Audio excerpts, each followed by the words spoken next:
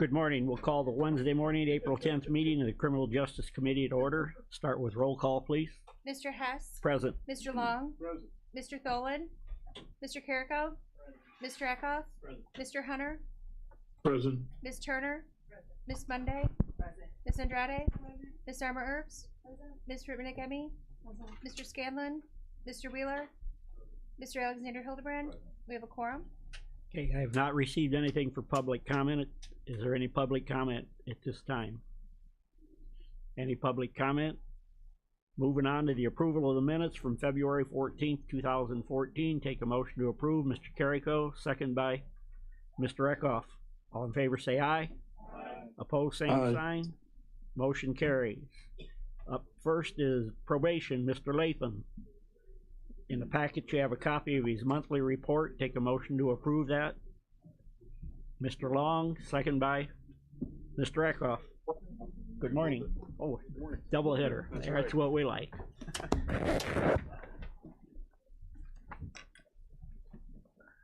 Kelly, do you have the... Don't leave it up to me.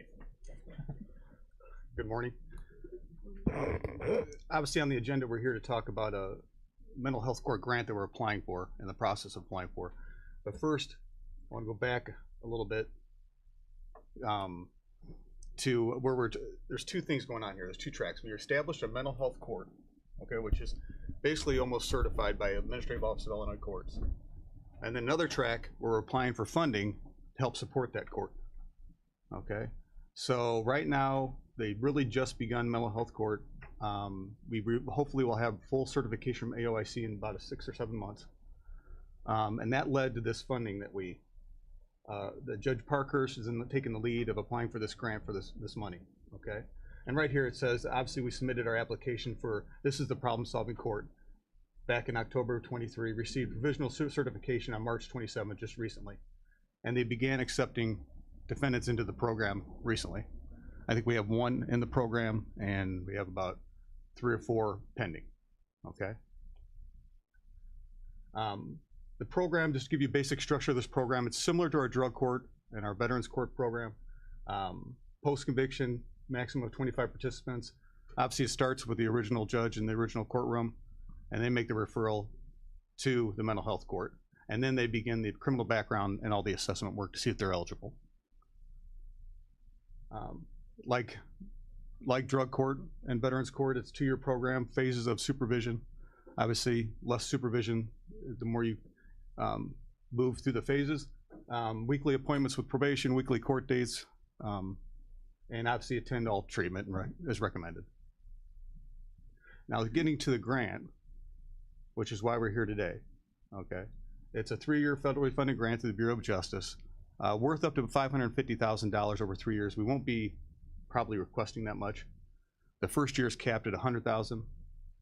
I think it'll stay around $100,000 for years 2 and 3. It's a 20% match for years 1 and 2, and a 40% match for year 3. We met with Chris and Steve in finance to go over the match, and the match has been met with current expenses, salaries, and fringe benefits. So no new money. They've met that. So we're working on finalizing this budget. We don't have the specifics of the budget yet because we're still working on it. Obviously, it's going to help the program in many ways as far as startup cost, training, technology, but then it's going to move towards funding for medication, treatment, transportation, and all those other things. I think the timing of it is confusing because we're doing 2 things at once here, and everybody kind of put it in one bucket, but I think it's a very good timing as far as establishing this program and then finding the funding for it. Another important point is the individuals that would be referred to mental health court are individuals we're supervising at some level now anyway, most likely. So it's really not a new population that we're bringing on all these expenses and all these additional things. We're really just moving into a track that's more appropriate for this. So, Miss Monday.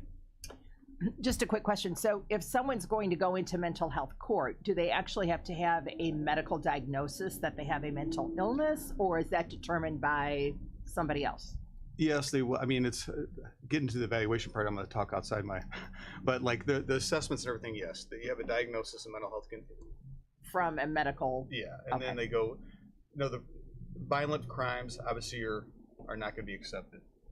And there's different criteria Okay. and different assessments. all right, thanks, just curious. And a lot of people that actually are going through our drug, not a lot, but a good number of people that go through our drug court program, many times would be more appropriate for the mental health court track. Okay, So. thank you, Mr. Chairman. Ms. Earps.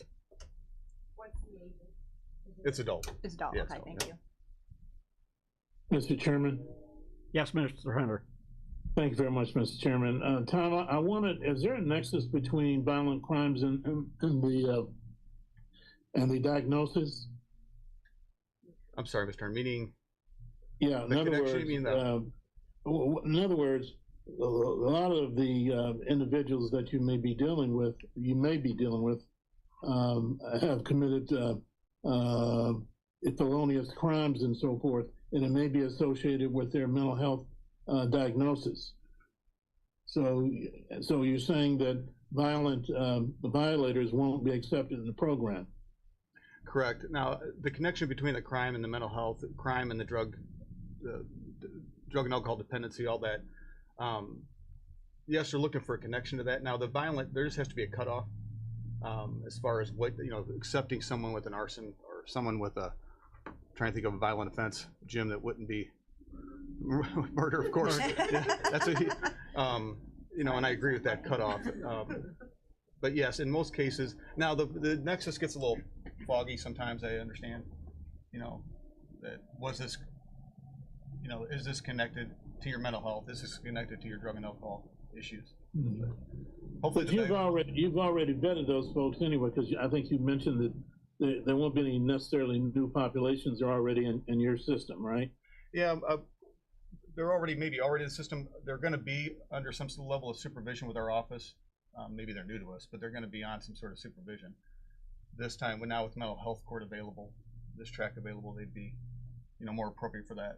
But we would be getting them anyway. That's what I'm trying to. Okay, thank you. Mr. Wheeler. It just, that kind of brought up another thought in my head. If somebody misses their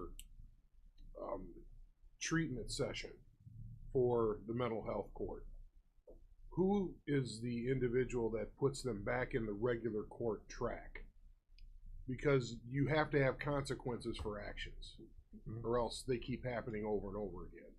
So if they either miss one appointment, or maybe it's two because life happens, they're not coming from stable environments, maybe, whatever. I'm just saying, whenever that benchmark is set up and that's crossed, who's the person who says you're out? Well, I think it's the like drug court, veterans court. The team evaluates it, and if they're removed from the program, kicked out of the program, for lack of a better way of saying it, then they'd be sent back to the original court. It's just we have so much mental health connections to the court call. We all know that. It's taken the place of really mental health institutions, jails have, all that stuff. I would just hate to see it become a catch-all, and that's what concerns me, that it's capped at 25 per year. At any one time, yeah. At any one time. Yes, yeah. Okay, so Roughly there a can be caseload of 25. 25, yeah. So even if you have an eligible person, they can't get into the program because you're capped at 25. Could. I mean, I don't know. Well, just by the numbers. I'm not trying to grill you. No. But I mean, I don't think we would say 20. I mean, you probably work with it a little bit. I just know the state, after 3 years, to say this is going to be funded would be not appropriate to assume that would happen. Yeah, I understand. Yeah, so, if we're going to build an infrastructure here and they're paying for it, yes. If we're going to be able to have our local Mashpee man hours, yes. But if they're looking to dig into our pockets, the public has already said, no, we don't want our tax money going to mental health. So that's where you see what I'm up against there? I see what you're saying, of course. Yeah, and so I've got to balance the two, and I think I would recommend we take a flyer on it if it's not digging into our pocket, because the public's already told us no on that. I think, 3 years from now, what other funding opportunities are out there we'd have to look for? 2, is it working? I mean, we have to look at that and make a tough decision if what we're spending money on isn't making a difference. While I wouldn't assume, of course, there would be additional funding after this 3-year period. Is there other funding available? I would hope so, you know, or this expense just doesn't fall back on the county, you know. But I guess it's just a 3-year, make a tough decision then, you know. And not much of a plan, but I think it. Ms. Herbst? Is there any other pilot programs like this in the state? Yes, we actually I went to 2. I went to LaSalle County and McLean County Court and observed. Judge Parkhurst and some others that are on our probation officer assigned to mental health court went to several more. Okay. So that's what they're building it on. Yeah. Okay, thank you. Mr. Chairman? Yes, Mr. Hunter? Thank you very much, Mr. Chairman. Tom, could you identify the clinicians that will it be new hires, or will they utilize the staff you have presently? We'll be utilizing we have one probation officer. We're not asking for another position. We've moved things around where part of her duties will be, probably about 30% of her job will be mental health court. But what about the clinicians, though? Well, that's what they're in the process right now of finalizing the budget to see what a Helen Wheeler or whoever, what they could maybe bring aboard if they need money for additional staff, or just need more money in general to help enhance what their services are. Okay, can you explain to us the nexus or the relationship with Helen Wheeler in this program? Obviously, a major partner in the program. That, you know, obviously Riverside, St. Mary's, Helen Wheeler are really your 3, you know, are your foundation for this. I mean, right. Obviously we have drug and alcohol treatment. We'll have other things going, but I mean, really, part of the grant will help. Like I said, it's a major issue with transportation, as we know, medication management. But obviously, most of this will fall in our relationship with Helen Wheeler, Riverside, and St. Mary's. So. Do you think you'll? Well, you know, one thing that maybe you want to take a look at as well too, is that if you have some bilingual staff that may be able to help the Hispanic population, which is underserved. I know that I think Dwayne Dean is talking about some of that stuff, but you know, there's a void there with respect to mental health services for the Hispanic population, which is ever increasing locally. And we will. I apologize. I don't know what maybe Helen Wheeler and Riverside and St. Mary's have, as you know, in regards to bilingual staff. I should, I guess, know that, but we will definitely. Okay. Yeah. I mean, just make sure that comes up, and that's a skill set that you need in this process. I just want to make one comment. This was started last fall. We had a meeting down at the annex with all the stakeholders in the county, and we had 40 people there.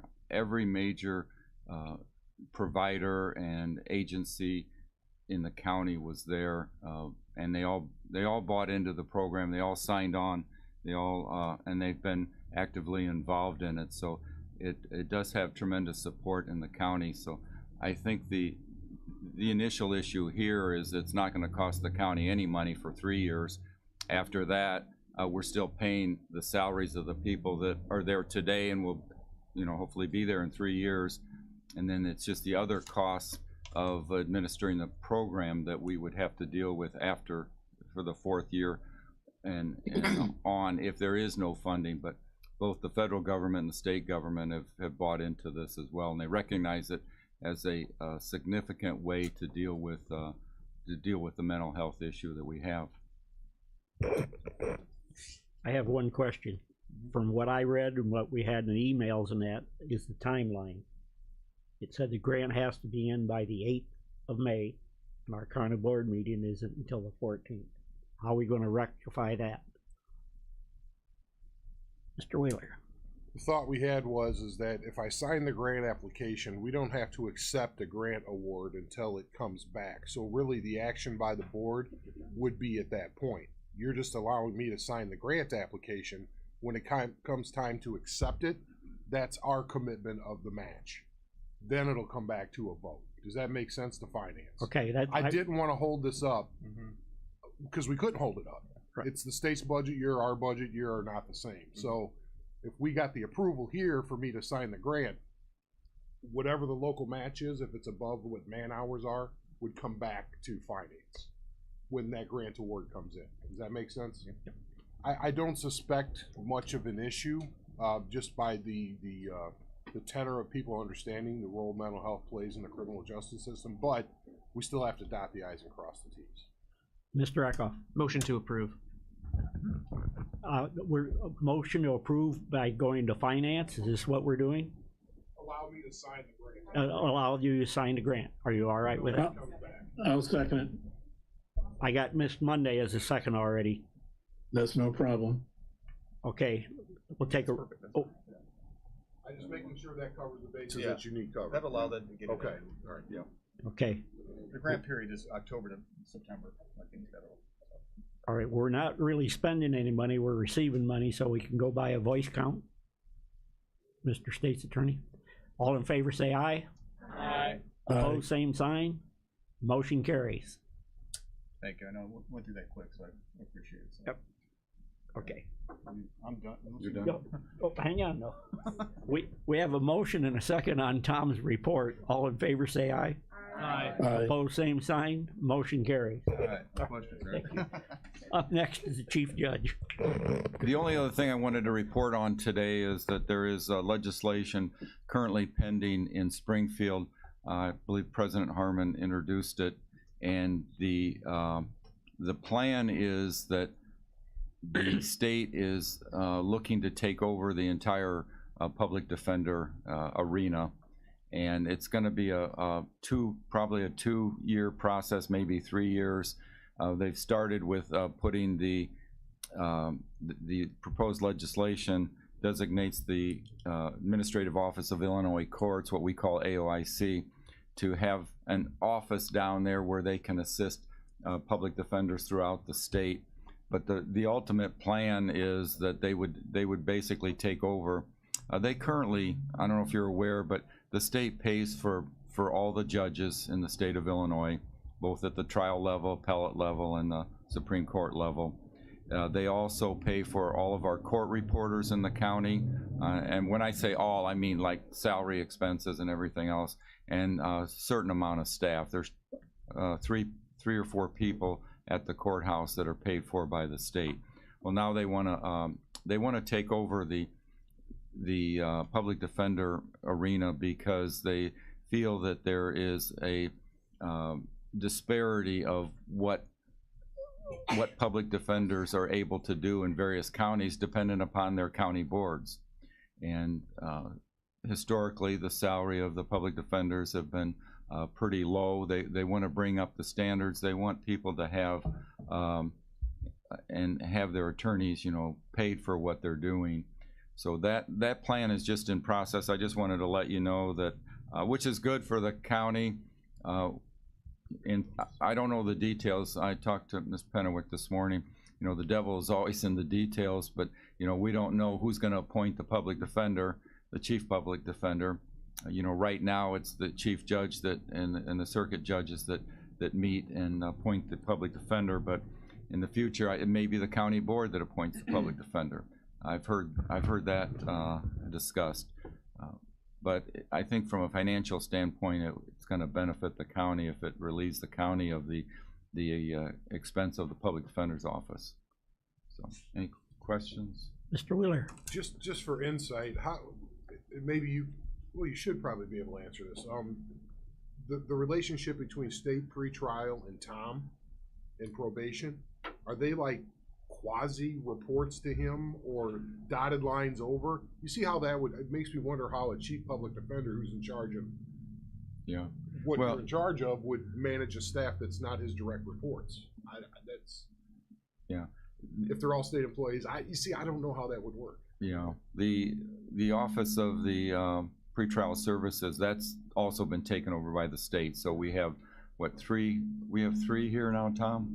Yeah, 3 employees with the pretrial services. So they're relieving a burden off of the probation department from having to do those assessments every day or 5 days a week in the morning before our custody call at 1:30, and they have the reports prepared, but they're separate. They're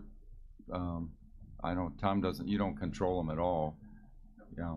I mean, they interface obviously because of the information, but they're controlled by they have regional directors and state directors.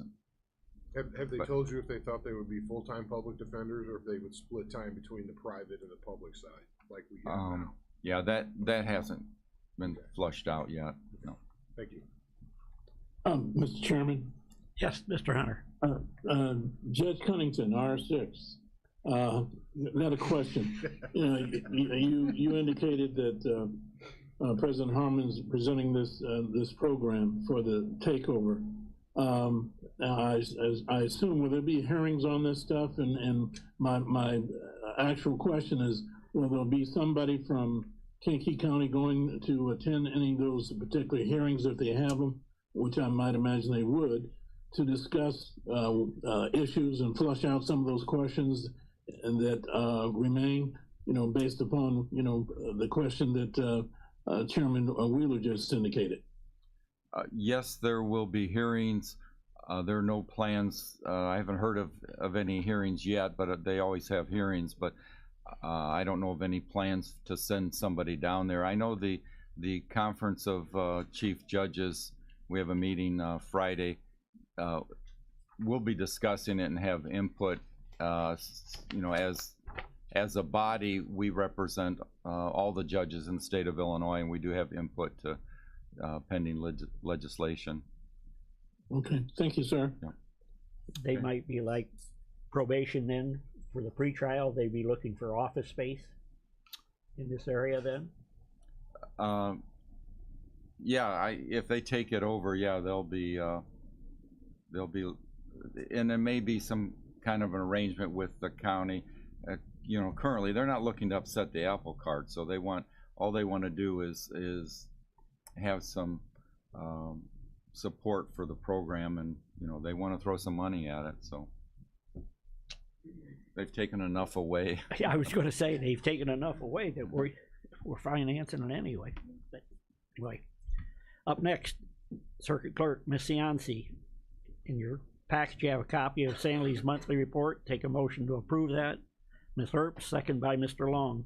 Good morning, Sandy. Good morning. Comments on your report first. I don't have any, if anybody has any questions. Any questions for Sandy on the report? Have a motion, a second. All in favor say aye. Opposed, same sign. Motion carries. Okay, so the construction is going well. They're starting to put up the studs for the walls and things, so that's getting exciting. The computer program project, you'll hear a lot of that from Jason in a while, but we're very busy. We're moving along. It's a lot of work. It's a lot of tedious work, a lot of testing. We'll open up a case and try to see if everything came over properly. And then if it didn't, then we notify the gal from Tyler. She'll make notes and then goes back to the programmers, and they kind of try to figure out how to make it work. So we're real busy with all that. One of the things, if nobody has any questions about that, the contract with Tyler, with Courtview, I got a invoice for the next year's maintenance and support, and that brought up the question about ending the contract with Courtview because it's a running contract. We haven't submitted the notice yet, so I sent an email to Andy and then the chief judge, and we've kind of been looping back and forth about that. So Andy, do we ask the board how they want to handle this then, or I'm not sure?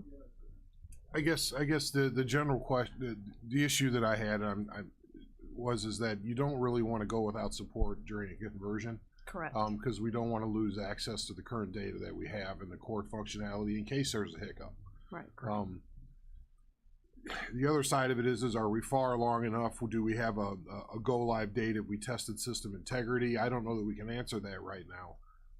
But I do know that if we were looking at it like as something that was manage the risk of losing our files and all of our old case log, I might be able to entertain a discussion of the use of the tort fund for this year's maintenance, which would free up the money in your special fund to cover the Tyler cost and conversion cost. You see where I'm going with that?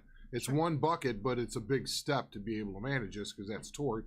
that I can only use for those special purposes. Correct. I would see this as a risk management because we're really not gonna be using it for the year. Correct. We're just gonna make sure that we have access to our old data and then kind of mothball it.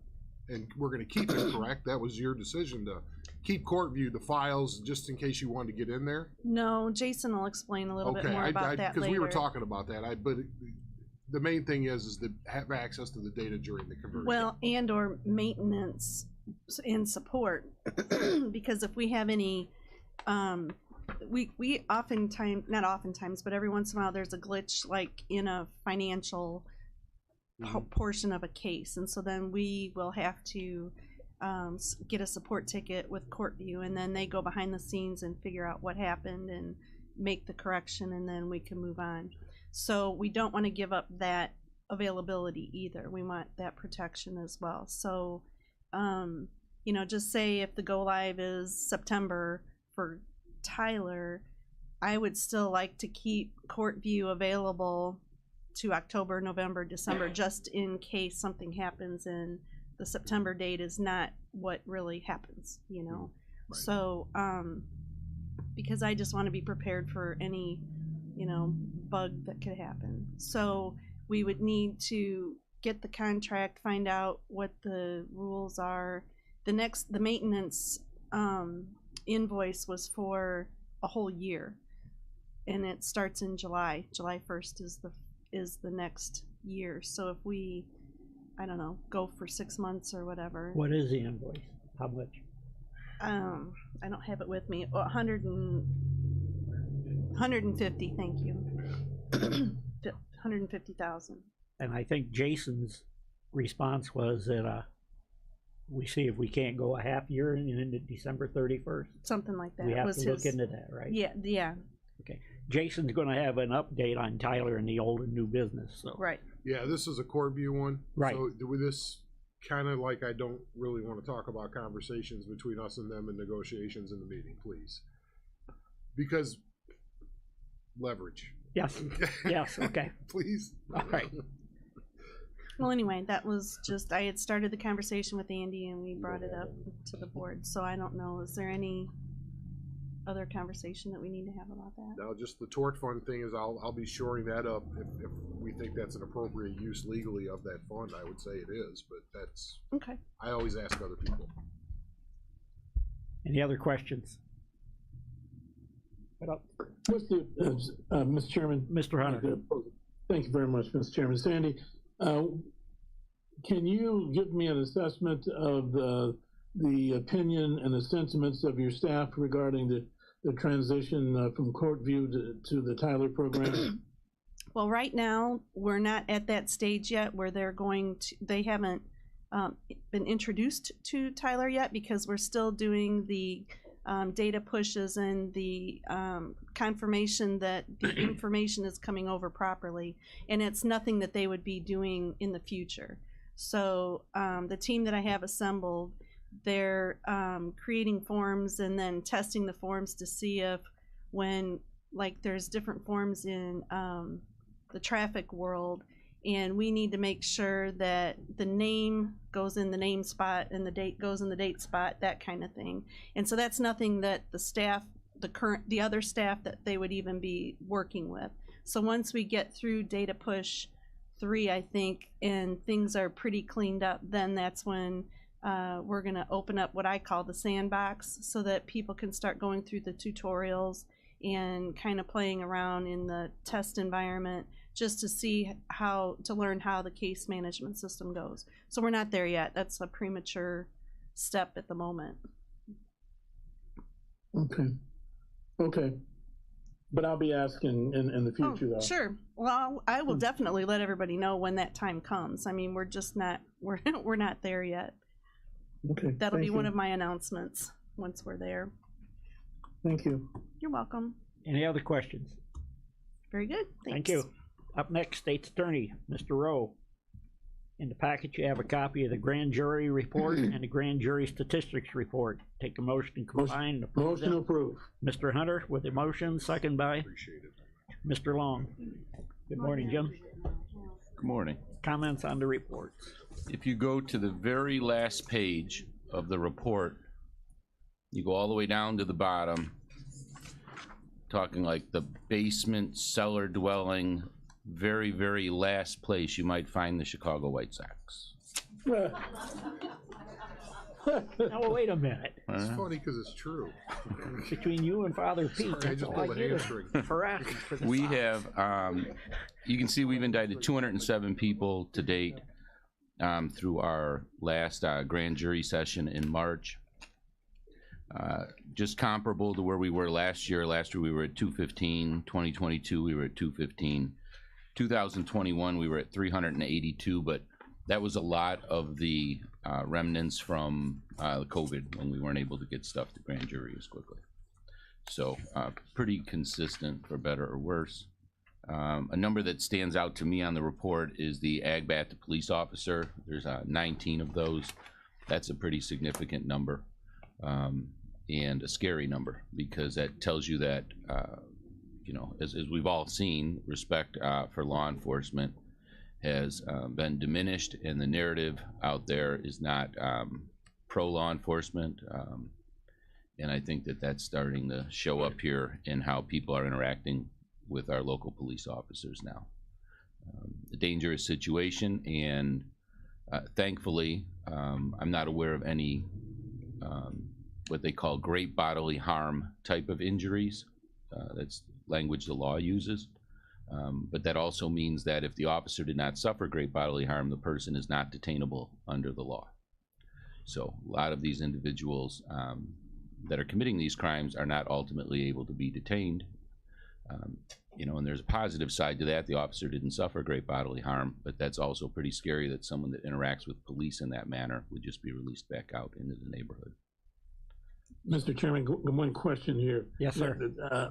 Yeah, I know, Jim, you've talked about in the past, and I think the sheriff has talked about some of these things as well too.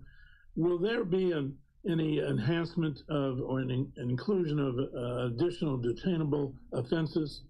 Because, you know, some of these guys are doing certain things and not detained. And I know I've had conversations with you outside of this venue here.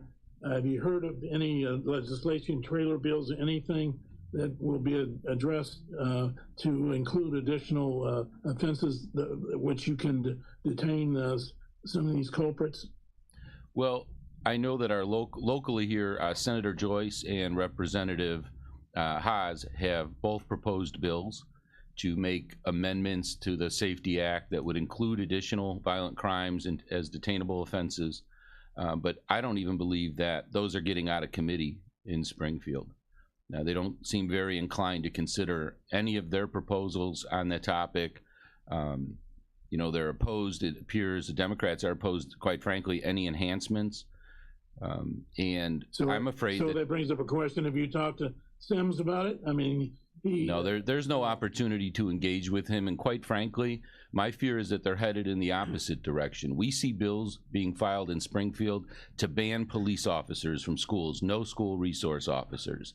Bills that say you can't pull someone over if they're, you know, doing, I think it was 24 miles over the speed limit. So you could be doing 54 down Court Street, swerving with no license plate, and law enforcement can't pull you over.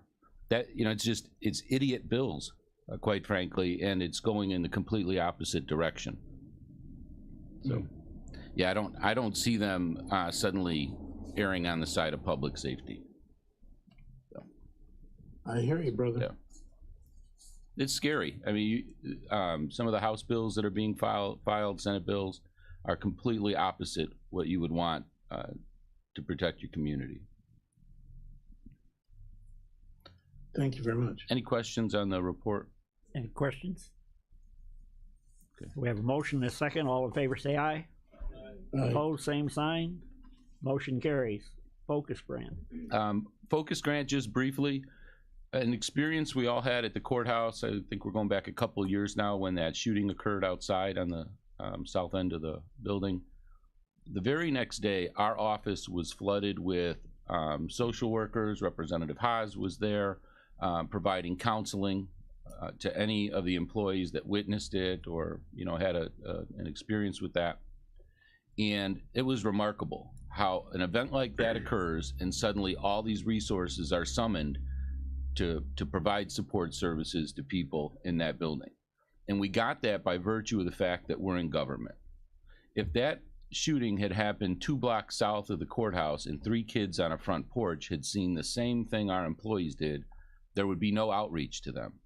There would be no people knocking on their door the very next day to offer those services. So what the Focus Grant does is it makes sure that that same response is put in place countywide for children who are exposed to trauma. So the way this works is the grant is something we got through a partnership. We started working a couple years ago with the Park Forest Police Department. They're really a forward-looking police department who's done some really unique things with a community engagement coordinator. It's a tactic program that we initially got involved in with Kankakee Police Department. But through that relationship, we were now able to get some funding for a focus program, which is focusing on children under stress. So the way it will work is anyone in the community, any law enforcement officer, victim witness advocates from our office, any of you, if you know that a child has been exposed to trauma, there's going to be a 1-page, very simple website you can go to, put the kid's name in, the school, if you know what school they go to, whether they were a witness or a victim, if you know, and then a brief 1-sentence, 5-sentence, whatever, explanation of what happened. Billy witnessed domestic violence, right? Joey saw his friend get shot. Whatever the scenario is. That'll go to our victim witness coordinators, who then bring it into the schools. Local schools are equipped with social workers that can provide some of those services or make appropriate referrals for those services, and determine whether any intervention is necessary depending on what kind of trauma the child experienced. So we want to make sure that that information is not only going to people that can respond to the kid, but people that are observing the child's behavior. You know, if Billy stops coming to school suddenly, if his grades drop, if his behavior changes, and nobody knows what's going on at home, they're never going to be able to address that trauma. So the Focus Grant provides us with money to hire a coordinator. We've got Jennifer O'Neill working with us. She's got a lot of experience in social work, master's degree, solid individual. She's starting to talk with the schools. School social workers will be getting some trainings up and running for local law enforcement and all the advocates in our community across many agencies, just to train them on what we're looking for, how to make the referral. On the school end, we're making sure that they have people in place that are one point of contact, because we don't want the information to kind of get lost. So all that information will go to one point of contact in the school, and then you have an expert making a decision, what is an appropriate intervention, if any, what services can we offer the child, and which ones we have to make referrals for. So that's the goal of the Focus Grant. It's about $50,000. We have the money through a chunk of it just through June, and then another, then the entire 50, I think, from June to May of the following year. Ms. Earp.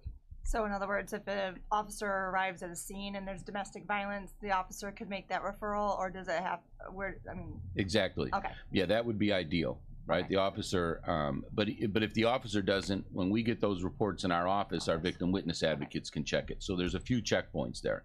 The challenge is, let's say there's a shooting and law enforcement responds and they know the children witnessed what happened, but they don't have a suspect. That report's not coming to my office until they get a suspect. So that's where we want to make sure law enforcement is inputting it. We've made it very simple and short. We're not asking people to write another police report or spend 20 minutes. It literally can be done in under a minute, the submission. Ms. Turner. What's the follow-up after they've gone to the school and got the support? Do you get notices back to see if they're following through with it? Yeah, so we're able to provide that information to the school, but then you run into HIPAA and FERPA laws that are going to prevent them from, responding in kind. Yeah, and we're okay with that. Okay. As long as we have those strong relationships, we know the people at the school level are, on top of it, able to make the referrals. I think we're content with that. We're hoping the right thing's being done. That part of it we can't control. Ms. Ripnick-Emming.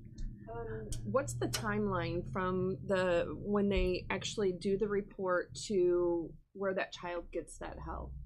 So when they get the report, we get an automatic notification, let's say once the officer puts that in the system. Right now, the system depends then on our victim witness advocate to send it to the school contact. We've got some money under that $50,000 so we can develop the website so it automatically sends it to the school personnel if the school is identified in the submission. So we're hoping to make that a little bit quicker because we don't necessarily want to have a one-day delay in getting that information to the school. Once it gets to the school, that response time is on the school. Yeah, but through our training program, we're impressing upon them the importance of getting that intervention at the earliest moment. So ideally, when they get that notification, someone witnessed a violent crime, experienced trauma, they're going to react quickly. Okay. That would be the goal. That's what we're putting in as part of our training. We'll have to assess it as it goes. Chairman Wheeler. Thank you, Mr. Chairman. I guess without knowing the ins and the outs of the way it will work, consider how our investment in the deployment of the IRIS system within the community, and then also IRIS within schools and parent-teacher conferences and social workers access. Talk about HIPAA, it seems to me that checks a lot of boxes that makes you're able to see where that person went and if they showed up at the different places. So it may work, it may not. Just please consider that. Yeah. Has anyone come to talk to you about that yet? Not at all. Because you've got a lot of those types of things as a major point of entry, a funnel within the system. Yeah. So I think somebody in the room might be able to get someone over there. Okay. Good. Miss Monday. What about summertime? That's going to be a challenge. Yeah, if they're not enrolled in summer school, it's going to be hard to get those services to them. But when we get that information, all of it will come to us. Yeah. So we'll know. We've got to figure out what that looks like. Yeah. That's really the challenge, right? Yeah, that's kind of the situation we have now, even during the school year. There's someone knows that they witnessed something, but there's no immediate follow-up to that. And I think it was great that we received that at the courthouse, but it certainly sets up almost a system of two communities, those who get access to those resources immediately and those who don't. So. Chairman Wheeler. That's good. I think we've talked about it enough. I'll talk to Jim offline. There was something else along this line. Sorry. Okay. I just had another question, Mr. Chairman. Go ahead, Mr. Hunter. Thank you very much. Jim, with respect, have you met the new superintendent for School District 111? No, I have a meeting coming up for that. Okay, let me ask you this, and this brings up a question and a comment as well too.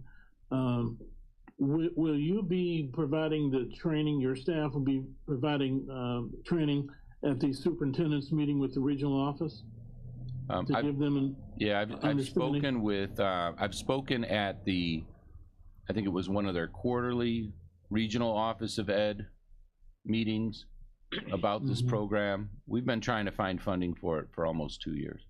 So so they are aware of it.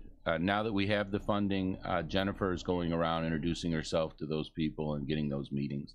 I think she had meetings yesterday with staff at Avis and one of the other schools in 111, but this is going to be a county-wide program, so she's going to make her way around. Thank you, sir. Yep, thank you. Any other questions, sir? State's Attorney. Thanks, Jim. Yep. Even though you're a Cub fan. Up next, Mr. Pennewick from the Public Defender's Office. In your package, you have a copy of the monthly report. Take a motion to approve. Miss Monday, second by Miss Earps. Good morning, Ed. Good morning, everyone. Comments on your report? I have no comments. I'm happy to answer any questions anyone might have. It's nice to see these numbers going down over here. They are going down. I mean, to be honest, there's such an arbitrariness to it. We close out the warrant. I mean, I could talk about it for a long time, but if a client has a bench warrant, we put the case, consider it not closed, but we put it off the list. So if the warrant is served, it goes back on the list. If there's a sweep, numbers go up. But yes, the numbers are going down in all categories. Although not this month, traffic's gone down dramatically. And so, yeah, things are going pretty well. Any questions on Ed's report? We have a motion and a second. All in favor, say aye. Opposed, Aye. same sign. Motion carries. Amending the ARPA resolution. Yeah, this issue is not complicated, but I made it convoluted, so bear with me, please. Back in 2021, late October, my office was allotted $75,000 of ARPA money for the hiring of 2 part-time assistants or 1 full-time assistant. I thought it was annual. I thought it was $75,000 a year. So what happened was I hired 2 people, 1 quit early on, so that money was just sitting there. The money sat there for about a year. In 2023, I had a new opportunity to hire someone. So I reached out to certain people at the county and tried to ask for some clarification as to whether or not the money was still there. I misunderstood there was confusion as to what I was asking and what I was being told. My understanding was that the money was available. I would not have hired someone back in 2023 if I did not have that money, if I did not believe that money was available. I would never do that. I did hire that person. I did some follow-up, just due diligence a couple months ago, and I was informed that basically I'm over budget of that $75,000. It's not ironically, the money's still being paid out of ARPA funds, but just not officially. So the money's still being taken out of ARPA. It's not taken out of my budget or any county funds, but it's still happening. This was an oversight on my part. I think I can go into as little or as much detail as you want to hear as to what I thought I was doing at the time, but the bottom line is that currently my ARPA money is run out. Basically, the amount I'm asking is the initial, every annual $75,000. That's out of the original grant, 14 million or 18 or 28 million, depending on which amount we're talking about. But I am asking basically that that this board approved the basically a backdating resolution going back to the beginning of this fiscal year, December of 2023, allowing continued ARPA funds in the amount of $75,000 till the end of November of 2024 for the intended purposes of maintaining a attorney position. I will represent that these attorneys are, one of them is doing part-time traffic, so that's part of the reason why traffic backlog's being reduced. The other one's just got a felony caseload, but I'm still in talks with Judge Cunnington about ongoing backlog issues, of which ARPA is a part of. But they're still being put to good use. They're not just. Let me ask you this, with respect to your explanation. Why wasn't this matter referred to finance as opposed to here? This is just the first step. I think we went to last resolution. We went to this board first for the preliminary authorization for the resolution. So that's why I'm here today. Okay, I hear you. I think this is my own opinion. You guys do what you want to do, but I think it'd be more appropriate to be at the finance venue. And I would love. Do you want to make that a motion to send it to finance? No, to refer it there. Yeah, I'm not committing, but it should be at that venue, at that location. I'll make that motion. Okay, motion to send it to finance, second by Mr. Eckhoff.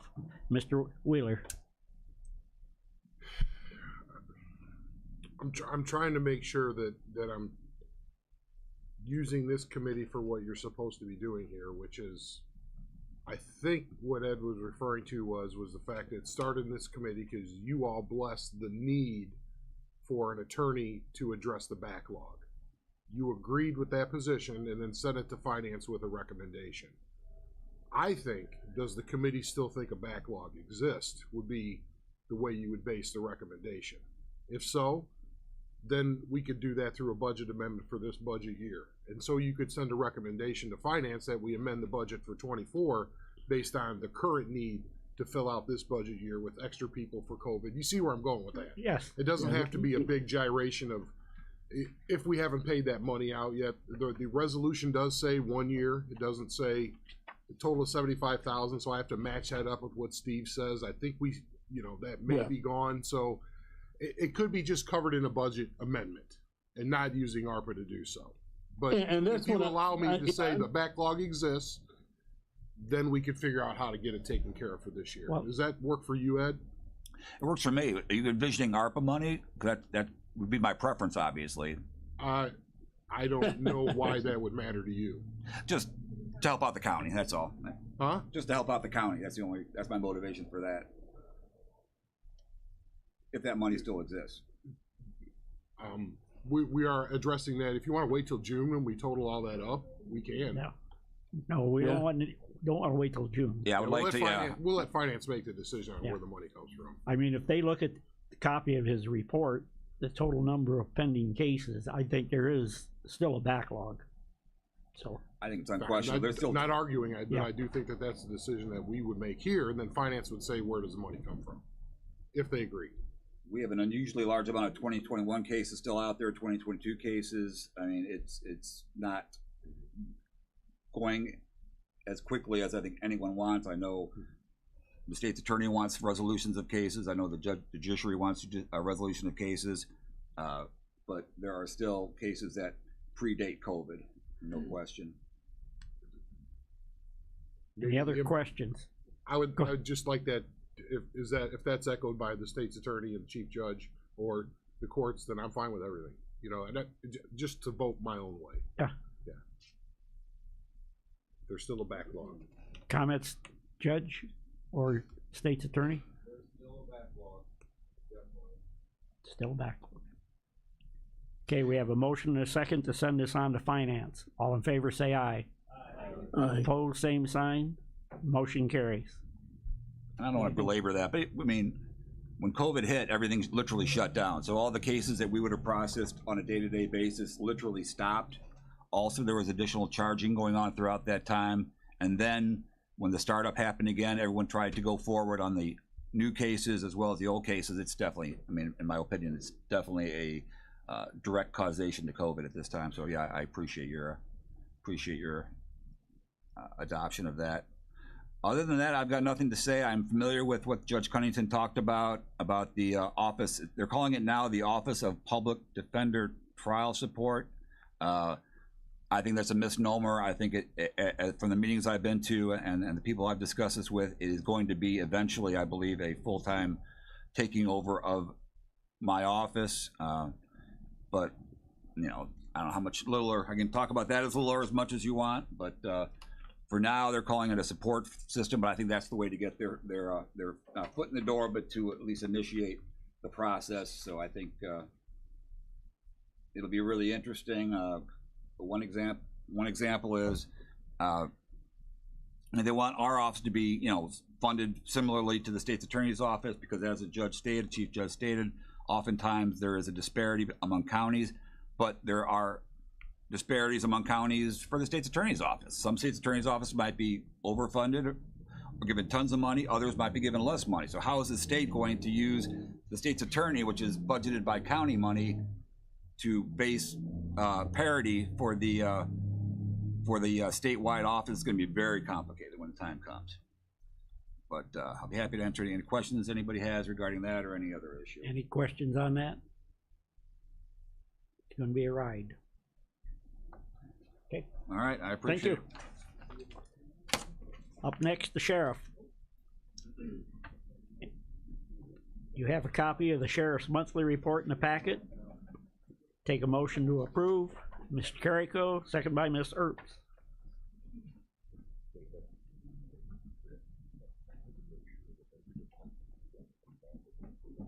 Good morning, sir. Good morning.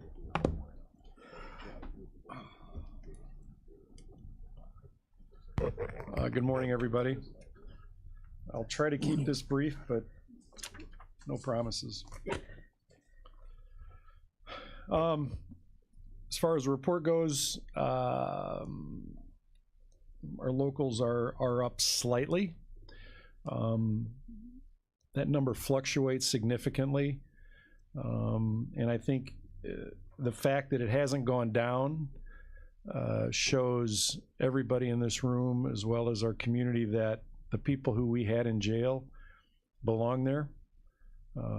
We did not release very many people following the passage of the Pretrial Fairness Act back in September. So that's a credit to our corrections division, working with Jim and his office to make sure that people who shouldn't be in jail weren't in jail. So that's the reason that our numbers haven't changed much. Probably noticed that that number on the right in the under Section A, right now we are about $47,000 behind in revenue this year than we were last year. And again, that number fluctuates as well. I mean, it just depends on what's happening at the federal level, which we obviously have no control over. Champaign County has probably dropped their population with us by about 20 or so right now. And that's obviously because of the Pretrial Fairness Act, as well as they tend to, because they're a lot of the people that they have in custody are violent offenders. Most of them are looking at prison time, and they do go, we've noticed that they go to the Illinois Department of Corrections significantly more than we do locally. So that's probably the reason that number's dropped a little bit, and we don't see that number increasing anytime soon.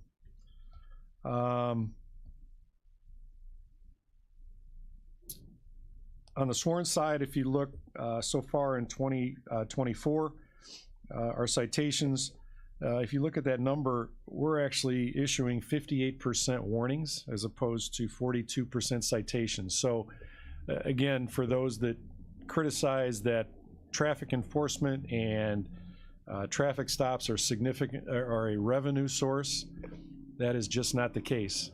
It's about safety on the roadways, it's about public safety, and our guys do a very good job of making sure that they're on the roads, they're on the roadways doing traffic enforcement, but they're not out there writing hundreds and hundreds of citations for people. We are cognizant of the fact that there are times where warnings do work. So one of the numbers that actually jumps out at us right now, and I'm sure you've seen the reports, are the fatal accidents in Kankakee County.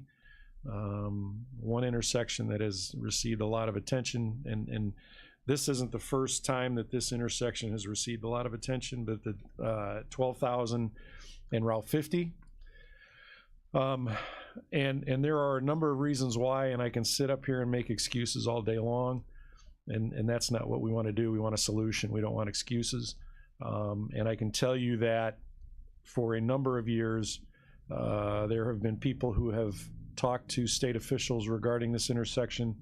I know the coroner right now is involved with a lot of talks, and the issue that we're dealing with is that intersection, it's County Line Road, it actually involves at least 6 different jurisdictions.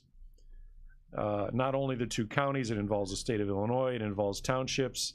So there are a number of government entities involved, and as we all know, when government gets involved, things move at a slow pace regardless.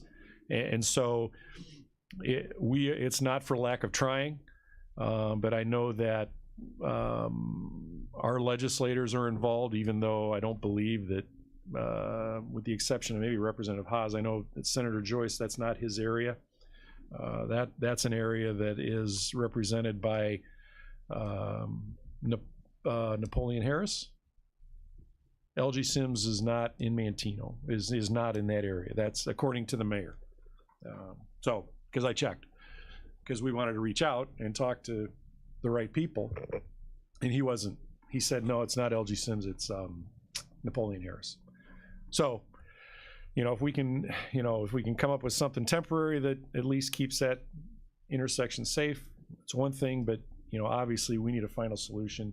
And I would just implore our citizens, if they're driving on that roadway, to just use extreme caution, because you're talking about pulling out on a roadway where people, and we all know that if the speed limit's 55, people are going 70. We all know that. So now you're talking starting from a dead stop and pulling out, and somebody going 70 miles an hour comes up on you very quickly. So that is obviously a concern. We had 10 fatals last year, so we're already in the first quarter. We're already at 7, so that is not a good number. Questions on the report? Any questions on the report? We have a motion, a second. All in favor, say aye. Opposed, same sign. Motion carries. What else? Okay, so I have an answer for Miss Armour Earps. And believe me, this wasn't easy, but we got an answer. So she asked the question a while back about the percentage or the number that have been detained over the course of time, and I don't know if Jim tracks this or not, but we went through, and the reason this took a while is we went through every custody sheet. So if every morning, Monday through Friday, there is a list of those people in custody, and we track prior to September 18th of 2023, we would track what their bond amount is, whether they were released, whatever.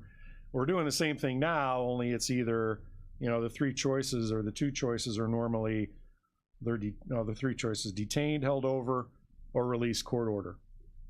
And so in tracking all that through March, there have been 211 individuals detained out of 1,189.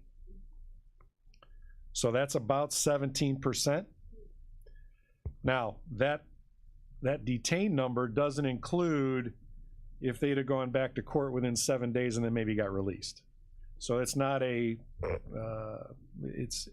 like I said, and I think I told you last month or the month before, it's just a difficult number to track, but this is the best way to do it was to simply say who got detained, and we don't know the reason. We don't know the reason they got released maybe 7 days later.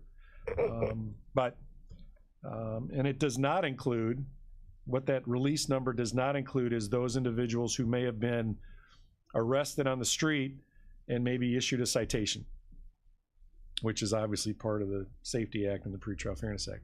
We don't have access to those numbers by agency. So if that gives you any indication, approximately 17% of those arrested get detained. One of the other topics that we looked at too, because there were warrants, obviously we have upwards of 5,000 plus warrants in Kankakee County, and warrants issued prior to September 18th normally had a bond associated with them. And we had 438 warrant arrests. 124 of those actually posted the bond that was associated with the warrant. 283 were released, and 31 were remanded. So about 10% were remanded on the warrants. So those are just some basic numbers that we will continue to track, and I think as this continues to move forward, we'll have a lot more information to provide as well to see where we're at. See, here's my little, I was just going to say, you guys can't see this, but you ought to see his worksheet. My little worksheet that I've, so it was all by hand. There's no, so, yeah. I got a little carpal tunnel now, but don't worry about it.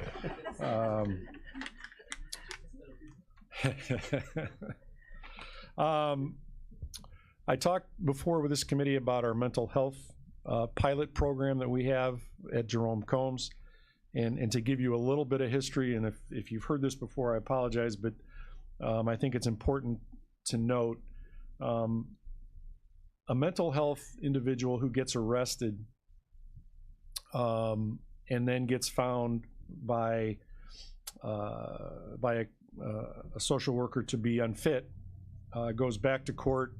Court finds him unfit based on that report. And prior to COVID, the state of Illinois had 20 days to find a bed for that individual. Well, much like the Illinois Department of Corrections did during COVID, the state of Illinois and DHS stopped taking mental health individuals who were found unfit to stand trial. So, and believe it or not, it wasn't Kankakee County, but the Sangamon County Sheriff sued the state of Illinois and won. So what did the legislature do? They filed more legislation and changed the law. So now the state of Illinois has 60 days to take an individual. And if there is no bed available, if they don't have staff, if they cannot take this individual, they can extend that number to infinity. So basically what the state of Illinois just did, and I've said this 100 times and I'll say it again, the state of Illinois just passed legislation with the Safety Act to keep people out of jail who should be in jail. And now they've taken mental health individuals who should not be in a jail setting, and have now put them in jail for God knows how long. So what we did as a Sheriff's Association is we actually initiated the conversation with DHS and said something's got to give, because there are people all over the state of Illinois who are in custody, who have been there for a significant period of time, and smaller jails, fortunately we have a staff that can handle it. We have a medical staff, doesn't necessarily specialize in mental health, but we do have a medical staff, a great medical staff, and our jail administration had a great relationship with our mental health representative, and we did not really have those issues in Kankakee County. We were getting our individuals to a bed in a very timely manner.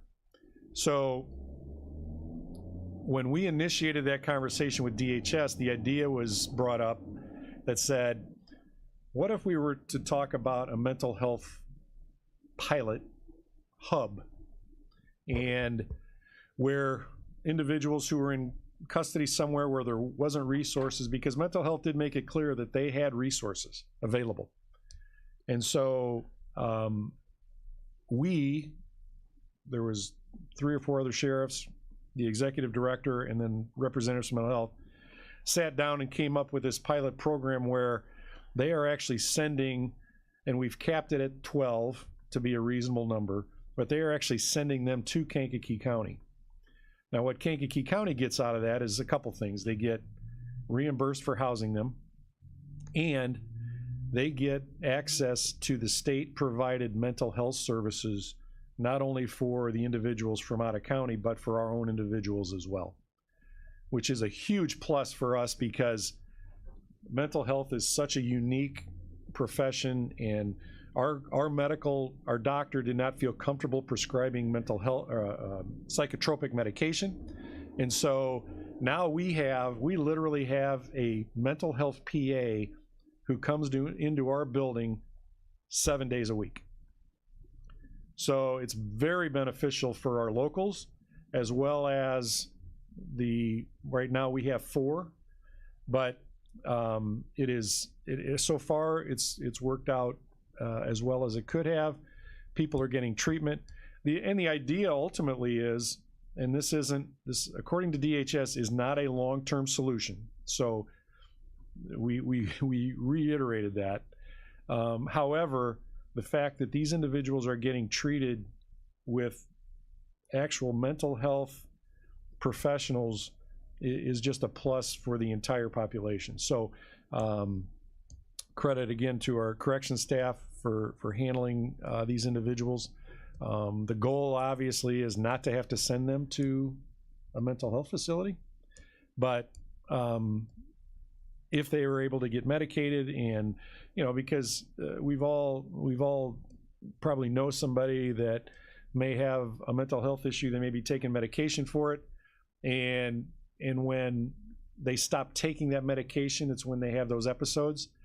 So that's still problematic even if they get released from a mental health facility. So obviously those are things that we will continue to address, but I think it's a plus for our mental health population that we have in Kankakee County. Do you have a separate pod area for this, or? Not yet, only because we only have 4. if we've capped it at 12, if we get to that 12 number, they will be kept separate, provided that there's no females in the group, because we don't obviously can't mix male and female. That's great. Some of you probably saw the DeKalb County deputy who was unfortunately killed by what ended up being a DUI drug offender a week or so ago. And I don't know if you've seen the follow-up, but that individual was released under the Pretrial Safety Act, or the Pretrial Fairness Act. That individual had priors. He had a prior DUI in 2020, and he had 2 assault convictions in Iowa prior to that. You know, we've said before, and some of the things that Jim has talked about, some of the things that we've talked about, judges don't have the discretion that they need to keep somebody like this in jail. The fact that this person was released is a slap in the face to every law enforcement officer across the country. And I can't tell you how disappointing it is that we can't even keep this individual in jail and if anybody saw pictures of the squad car, just heart-wrenching. This was a former military, served in, I believe, Afghanistan. Three children. She was a correctional officer prior to that. We actually had, so the sheriffs, once this happened, she spent, I believe, about 3.5 years in the jail. She wasn't a deputy very long. So needless to say, their correctional officers were just torn apart. We, as the Northern Zone sheriffs, got together and actually had officers from a number of counties, including Kankakee, that went to DeKalb County to work their jail during that last week of everything going on. And so credit to them for stepping up and going to an unfamiliar jail and doing the job that we're trained to do. So shout out to all of those who went over to DeKalb County to cover that jail for that time period. And you know, just please keep her family in your prayers, if you will. Again, I would, and it's probably inappropriate for me to say, but I'm not a judge or a lawyer, so I'll say it anyway. I would hope that judges start erring on the side of public safety. One of the things that, you know, happened now, or that was somewhat unforeseen, I think, is, and there's been reports out on it, how overwhelmed the appellate court is for those cases that get appealed, who a judge has ruled in circuit court to detain. Those cases go to the appellate court, and now the appellate court is whining because they're overworked and it's overburdensome and they've got too many cases. Well, you know what? Too damn bad. Talk to your legislature. It just aggravates the hell out of me to listen to these guys. Nobody takes into consideration the work that Jim's office does, the work police do, Sandy's office, everybody who has done more work because of this. And I will tell you that in talking to other sheriffs, other counties during sheriff's conferences, and I know Judge Cunnington left, unfortunately. I wish he was here to hear this. Our county adjusted to this Pretrial Fairness Act probably better than anybody in the state of Illinois. And that's a credit to his office for preparing law enforcement, the judges, the judiciary, and even, you know, Ed, Mr. Pennewick, and the public defender's office. This was a smooth transition, and that's a credit to everybody who is part of this. But you know, the frustration level among law enforcement is just absolutely ridiculous. Not even so much for us, but for public safety in general.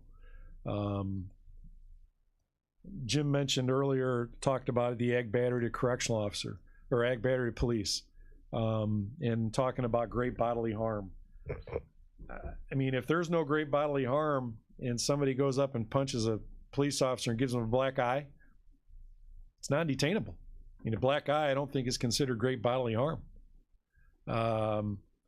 But what he didn't say, and I'll say it, is that goes the same for teachers, doctors, nurses, same thing. So, you know, those individuals should be screaming out at their legislators to look at things that, you know, we can change. I know Mr. Hunter asked about enhancements. He asked Mr. Rowe about enhancements. There is no legislation regarding enhancements because they don't believe in it. What about the bills that I think that Jim referenced that Representative House and Senator Joyce are doing? They're not going to be kicked over to the Rules Committee, or buried somewhere? They're buried. I think they intimated that. Mr. Hunter, they don't even discuss enhancements. And in fact, this whole legislative session, I don't believe there was anything that they passed related to the Safety Act. They're not looking to improve the Safety Act from a law enforcement perspective. They're looking at improving the Safety Act for the people who are committing these offenses. You know, Jim referenced a couple things about, you know, you can't stop a car going 24 miles an hour over the speed limit. You know, some other things. I mean, just ridiculous. The Democratic legislature, and I'm sorry to bring up the D word, but it's not public safety's friend, and it's not law-abiding citizens' friends. It's the tail wagging the dog there, Sheriff. I was going to bring up this issue about your buddy, Senator Sims. You know, he denies knowing anything about anything in terms of Safety Act, as well as how our county's carved up into like I don't know, Rorschach or something, you know, with all the different senators and state reps and stuff in one county. Doesn't make sense. But, you know, he denies that he had anything to do with that. But let me say further, you know, could you guys attempt to bring all of the legislators, the senators and the state reps, to a meeting, like a town hall meeting, and so we could discuss some of this stuff? You know, because I tell you what I appreciate. That ain't going to happen. You know, well, I'm saying we could try. I know the sheriff has been trying to interface with Sims forever and a day, and it's fallen on deaf ears. But you know what? Let me say this. I know I'm monopolizing a little bit, but you know one thing. What I really appreciate, because I got a background in human resources and municipal government. You know what I've learned and what I appreciate about county government, specifically this county government. Man, you guys are, you know, sheriff and all the different people, Cunnington, Rowe, all you guys are teachers, and you impart so much valuable information that we can share with our constituents. I mean, this is like sometimes like a 400 or 500 level class because you impart so much stuff. And Chairman Wheeler has so much institutional knowledge, bringing all this stuff here. I mean, I really relish coming to criminal justice because I know I'm going to learn something, and data and facts are imparted to all of us. And I think we have to be sponges and take all this information that you guys impart to us and provide to our citizens. I really, really, really enjoy this committee because it enhances their skill sets. Mr. Wheeler. Thank you, Mr. Chairman. I do agree with the sheriff that the requesting an audience would be something akin to a fool's errand. Jackie and Pat will show up. Yeah, they'll show up. So while I would not think that I would have the ability to pull these people together, I think if we were to reach out, maybe the sheriff, and formally request that the Daily Journal and WVLI invite all the legislators to an open town hall summit, sponsored by them, to get on the record their answers to these questions. Yeah. Not as an attack from political sides of the aisle, from a public information and news perspective, and maybe let legislators ask questions of other legislators along with news media. How about that? Let the church say amen. And Yeah, then when they don't hallelujah. show up, hold them accountable. And lastly, I will say your report got to you late, and that was not Kelly's fault. That was my office's fault. So if you got it late, I apologize. It was actually a reminder text or email I got from Kelly, and I was like, whoops. So I got it to her last night about 7 o'clock.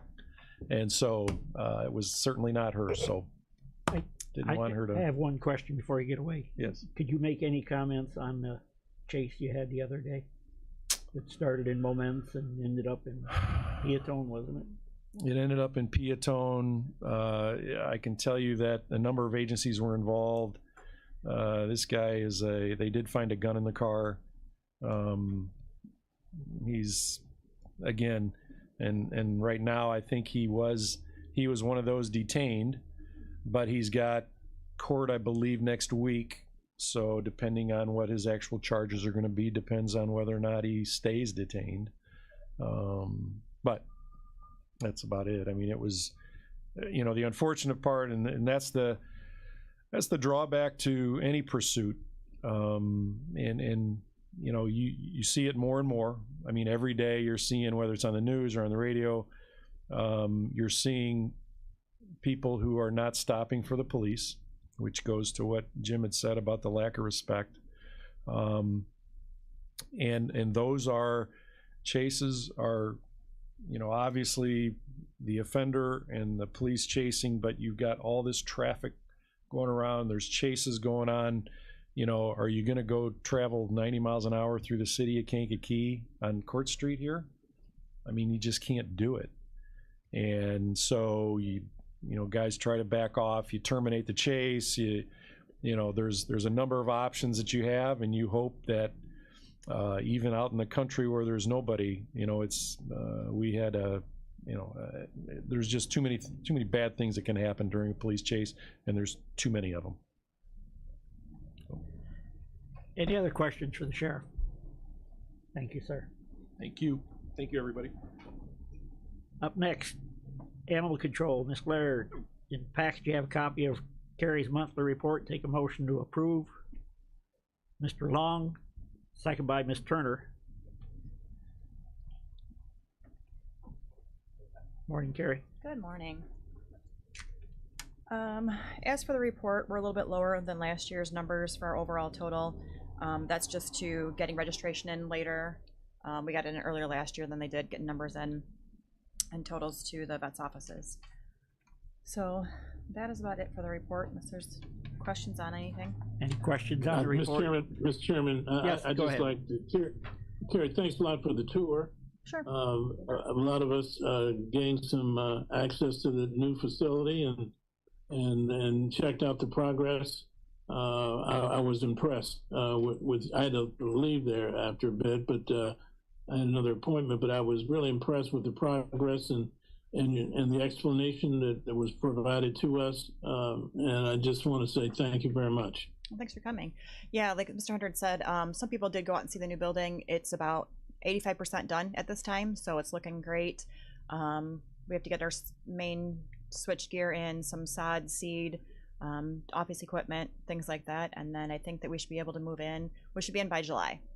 So for sure by July, I think we're going to start hopefully moving in June, but the building looks great. It's nice and open, it's spacious, it's bright, it's so much better than what we have currently. So I took a dog over there the other day, he approved, so that was good. Yeah. Yes, he didn't know. He didn't.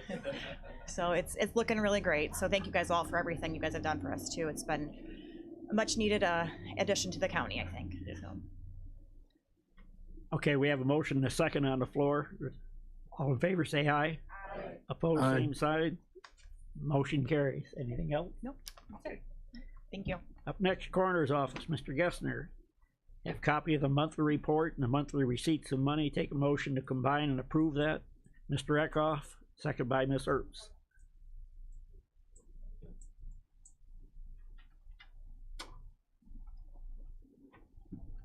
Good morning. I feel bad. I'm a Cub fan. Here I'm going to last. That's what Roll told me. I don't have a lot to report. Some of our numbers have gone down. Autopsies have gone up a little bit, but everything else should be in my summary there of the report. Should be easy to read. We're averaging around a little over 8 autopsies for this month here of March here. So other than that, the ODs have held at 11 right now with 1 pending. So that's good with all of our outside seminars that we go to and different programs we put on is helping, I think, quite a bit. People are really understanding the word fentanyl quite a bit now. So hopefully that's about all I got to report. Any questions on the report? There's a motion and a second. All in favor say aye. Aye. Opposed, same sign. Motion carries. Questions for the coroner? That's it? Thank you. Thank you. Have a good day. Yep. Okay, any old business or any new business to come for? Yeah, Jason's coming, right? Oh, there's Jason. Jason's going to give us an update on the Tyler system.